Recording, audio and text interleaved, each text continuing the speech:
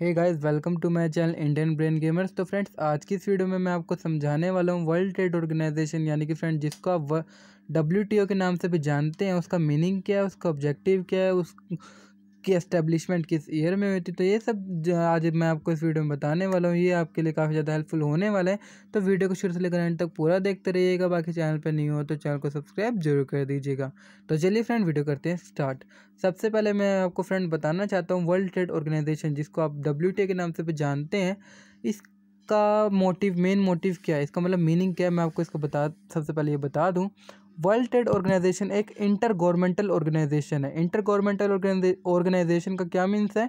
सबसे पहले मैं आपको फ्रेंड्स इंटर गवर्नमेंटल के बारे में बात करूं तो टू गवर्नमेंट्स के बीच होने एक ऑर्गेनाइजेशन, जो कि टू गवर्नमेंट्स के बीच कोई भी अगर वो एक तरह से इंटरमीडिएट के तरह एक्ट ये बॉडी करती है। मतलब ये ऑर्गेनाइजेशन एक इंटरमीडिएट बॉडी है। इंटर गवर्नमेंटल बॉडी मतलब कि दो गवर्नमेंट के बीच एक ऐसी ऑर्गेनाइजेशन जो इन दोनों गवर्नमेंट के बीच अगर कोई कन्फ्लिक्ट हो रहे हैं ट्रेड से रिलेटेड, किससे रिलेटेड गाइस, ट्रेड से रिलेटेड कोई भी कन्फ्लिक्ट्स हो रहे हैं तो उनको सॉल्व करना, उनको डिसॉल्व करना किसका काम है? वर्ल्ड ट्रेड ऑर्गेनाइजेशन का। जैसे कि मैंने आपको अपनी डिफाइन बताई, तो मैं एक बार वापस रिपीट कर दूं।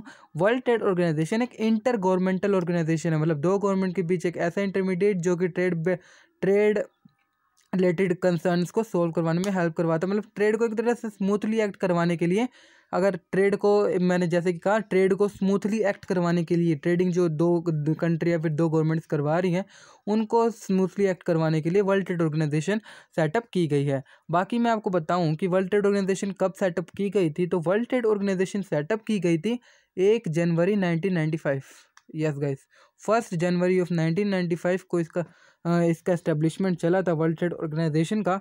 वर्ल्ड ट्रेड ऑर्गेनाइजेशन का हेडक्वार्टर मैं बताऊं तो आपको वर्ल्ड ट्रेड ऑर्गेनाइजेशन का हेडक्वार्टर है centre William referred, Geneva, Switzerland. मतलब फ्रेंड, स्विट्जरलैंड के अंदर एक वहाँ का राज्य है जिसे जिनेवा के नाम से, जिनेवा नाम का कोई राज्य है, वहाँ पर सेंटर विलियम रेफर्ड एरिया में इसका इन वर्ल्ड ट्रेड ऑर्गेनाइजेशन का हेडक्वार्टर है।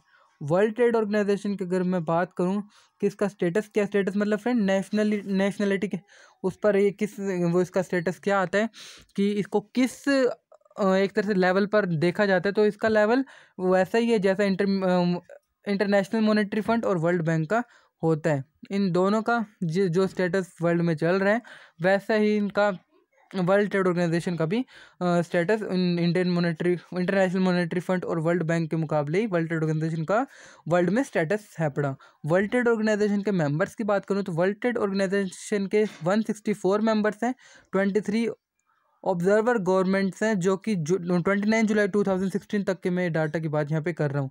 29 जुलाई 2016 तक के अगर डाटा की बात करें तो वर्ल्ड ट्रेड ऑर्गेनाइजेशन के 16 मेंबर्स हैं और 23 ऑब्जर्वर्स हैं। इंडिया की बात करूँ तो इंडिया इसका फाउंडिंग मेंबर है वर्ल्ड ट्रेड ऑर्गेनाइजेशन का। वर्ल्ड ट्रेड ऑर्गेनाइजेशन का फाउंडिंग मेंबर इंडिया है। वर्ल्ड ट्रेड ऑर्गेनाइजेशन एक इंटरनेशनल बॉडी है जो कि मैंने जैसे कि आपको बताया है, ट्रेड प्रॉब्लम्स जितनी भी अगर दो से ज़्यादा या फिर दो या दो से ज़्यादा कंट्रीज के बीच कोई भी अगर ट्रेड प्रॉब्लम्स आ रही हैं उनको सोल्व करवाना, उन प्रॉब्लम्स को सोल्व करवाना, उन ट्रेडिंग प्रॉब्लम्स को सोल्व करवाना किसका काम है गाइस? वर्ल्ड ट्रेड ऑर्गेनाइजेशन का। वर्ल्ड ट्रेड ऑर्गेनाइजेशन एक मल्टीलेटरल ट्रेड नेगोशिएशन, मतलब कि एक फोरम प्रोवाइड करवाता है मल्टीनेशनल ट्रेड नेगोशिएशन करवाने के लिए। नेगोशिएशन अगर आपको करवाने हैं कोई ट्रेडिंग के बीच तो उनको वो काम वर्ल्ड ट्रेड ऑर्गेनाइजेशन करवाता है। It help to promote international peace and facilitate international business. International यानी फ्रेंड अंतर्राष्ट्रीय शांति और बदहाली के लिए इंटरनेशनल बिजनेस में ये वर्ल्ड ट्रेड ऑर्गेनाइजेशन का बहुत बड़ा हाथ है। ऑल डिस्प्यूट, जितने भी कोई भी अगर किसी को कोई प्रॉब्लम हो रही है बिजनेस ट्रेडिंग के बीच में, तो वो अगर मेंबर नेशन, जैसे कि मैंने आपको बताया था कि वर्ल्ड ट्रेड ऑर्गेनाइजेशन के 164 मेंबर्स कंट्रीज़ हैं, तो 164 मेंबर कंट्रीज़ का मतलब फ्रेंड्स कि हर एक कंट्री का रिप्रेजेंटेटिव वहाँ पे अवेलेबल है वर्ल्ड ट्रेड ऑर्गेनाइजेशन के वहाँ। तो इस हिसाब से मैं आपको बताऊँ तो जितने भी डिस्प्यूट नेशन ऑफ मेंबर में हो रहे हैं, मेंबर ऑफ नेशन के हो रहे हैं, उनको सोल्व करवाना, उनको म्यूचुअल कंसल्टेशन के जरिए सोल्व करवाना किसका काम है गाइस? वर्ल्ड ट्रेड ऑर्गेनाइजेशन का। मैं आपको वापस एक बार शॉर्ट लेंस में रिपीट करवा दूं कि इसका मतलब मेन मोटिव क्या है कि मीनिंग इसका मैं पहले बताऊं तो वैसे जैसे मैंने आपको पहले बताया, वर्ल्ड ट्रेड ऑर्गेनाइजेशन एक इंटरमीडिएट गवर्नमेंटल ऑर्गेनाइजेशन है जो कि ट्रेड से रिलेटेड जितने भी बैरियर्स हैं उनको सोल्व करवाने में हेल्प करवाती है। वर्ल्ड ट्रेड ऑर्गेनाइजेशन सेटअप कब की गई? 1 जनवरी 1995 में। हेडक्वार्टर वर्ल्ड ट्रेड ऑर्गेनाइजेशन का स्विट्जरलैंड जिनेवा में है, जो कि सेंटर विलियम रेफर्ड एरिया में आपको ये देखने को मिल जाएगा। वर्ल्ड ट्रेड ऑर्गेनाइजेशन का global status international monetary fund और साथ में वर्ल्ड बैंक जितना ही है। और वर्ल्ड ट्रेड ऑर्गेनाइजेशन के मेंबर्स की बात करूं, 164 मेंबर्स हैं, 23 ऑब्जर्वर्स हैं। ये डाटा जो है 29 जुलाई 2016 तक के डाटा की मैं यहाँ पे बात कर रहा हूँ। इंडिया इसका फाउंडिंग मेंबर है वर्ल्ड ट्रेड ऑर्गेनाइजेशन का।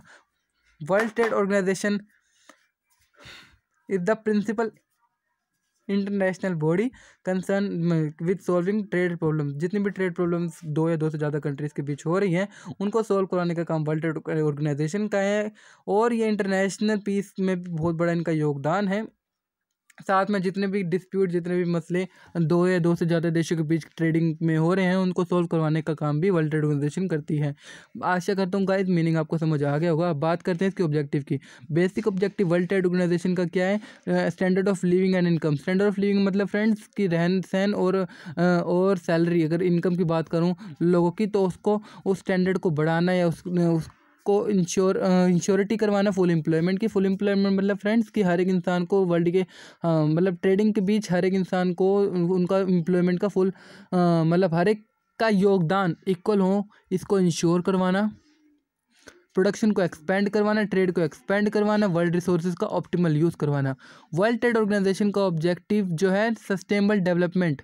सस्टेनेबल डेवलपमेंट मतलब गाइस वर्ल्ड रिसोर्सेज का एक तरह से कन्वीनियंट यूज़ करवाना, एक तरह से समझदारी के यूज़ के साथ यूज़ करवाना वर्ल्ड ट्रेड ऑर्गेनाइजेशन का मेन ऑब्जेक्टिव है। पढ़ा क्या मैंने अभी क्या कहा फ्रेंड्स? वर्ल्ड ट्रेड ऑर्गेनाइजेशन का ऑब्जेक्टिव है कि वो सस्टेनेबल डेवलपमेंट में फोकस ज़्यादा करता है।